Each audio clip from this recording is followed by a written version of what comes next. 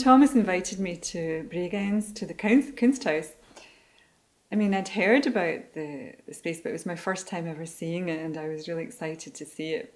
And I was really struck by the architecture, but also the light, this incredible filtered light that came through the entire museum, and it seemed to shift around. And I'd heard that the architect, Zumthor, was inspired by the fog that usually comes at this time of year. The acoustics of the building are very particular. I mean, it has a very long reverberation time. So there's a lot of echo, and I suppose this was something that really struck me as well.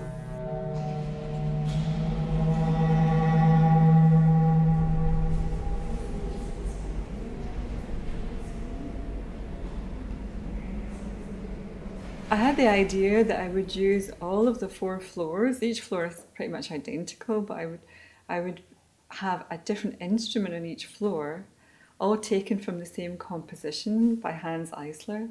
He wrote this incredible score for Alain Resnais's film Night and Fog. And I worked with that, but I only took 4 of the voices from the entire composition. Well, actually 5, because there's a 5th one out in the cemetery. But in the Kunsthaus, I used 4 of the voices. The bass clarinet on the ground floor, the clarinet on the first floor, the horns on the 3rd floor, and the violin on the 4th floor. So each of the instruments are playing simultaneously. What I decided to do was record each of the tones separately, each of the 12 tones. I mean, Hans Eisler, he used the 12-tone technique. So I broke it down into all of the 12 tones, and so every speaker there has a different tone.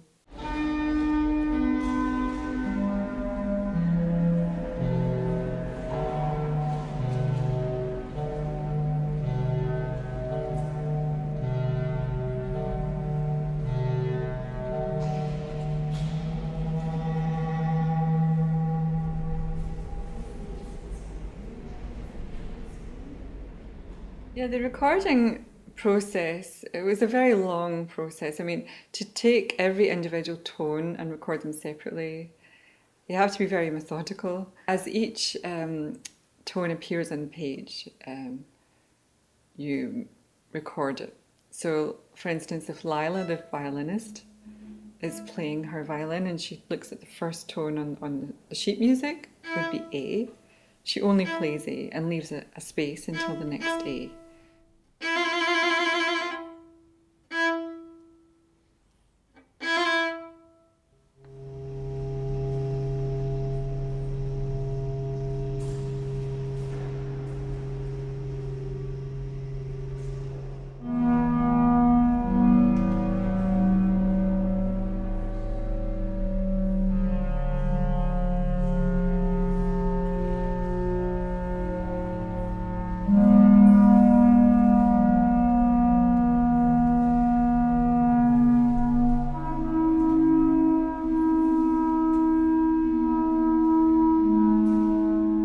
Decided to put these images, the vernabled images of the breath on glass, was the staircase.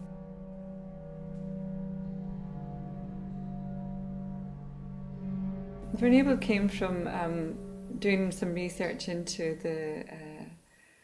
the documentary by Alain Resnais. I mean, I discovered that there was this thing called the Nachten Naval Decree. And people, which meant that they were allowed to take people away in the night and in the night and fog. That and no one would ever know where they went or how they disappeared, and they were considered to be vernabled.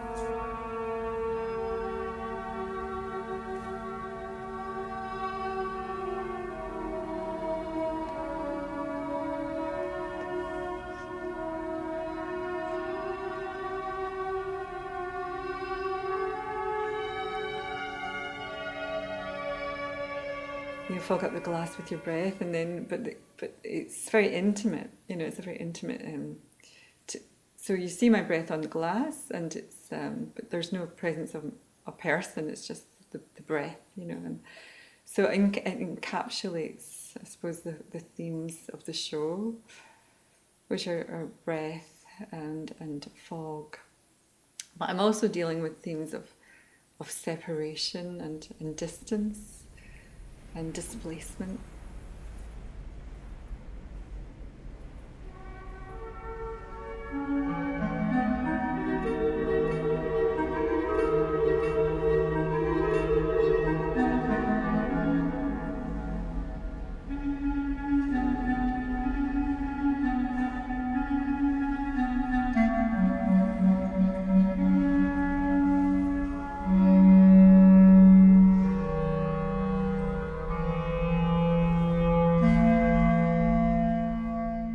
Images are of the new, really are the original score, but just of the title pages, and the dedication to Jean Carroll, who was interned in the camp, and he was the one to write the script for the documentary. So it's very simple. I also then I imposed image of fog.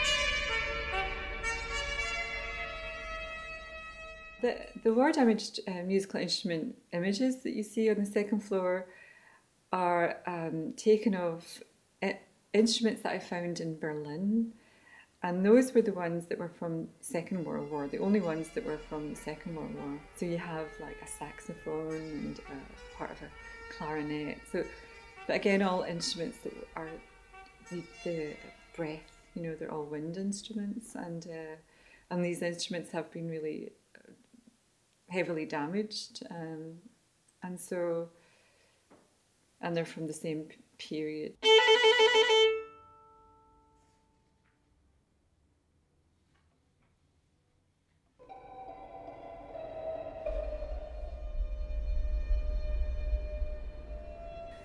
So what you see on the images of these screen prints are the film scores superimposed on top of this FBI files. Like I say, he was under surveillance for 6 years, and they compiled these files, like 646 pages of a file on Eisler, which basically followed his every move. But now they're declassified and heavily redacted, you know, so a lot of the text is blacked out, but you can still learn a lot from these documents, because it lists all the people that Eisler hung out with, you know, like Adorno, like Brecht, like, you know, like Theodor Adorno. They're all there in these documents.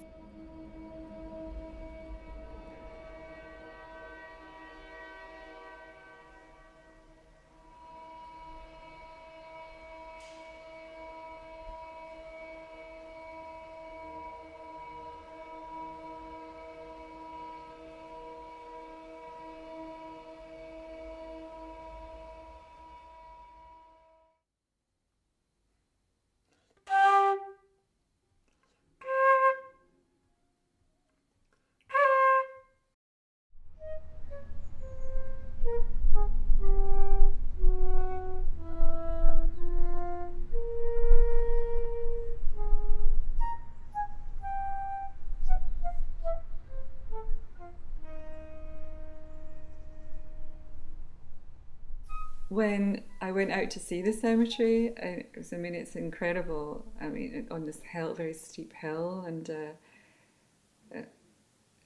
it has these stairs, a bit like in the gradation of the stairs here in the Kunsthaus. You know, it sort of reminded me of the stairs there, and so I just thought there's a connection to when you think of the subject, you know, to the Jewish cemetery, and to Night and Fog, you know. And you know, of course, then there's the fifth voice, which is out in the cemetery, and that further emphasizes those themes of separation and displacement.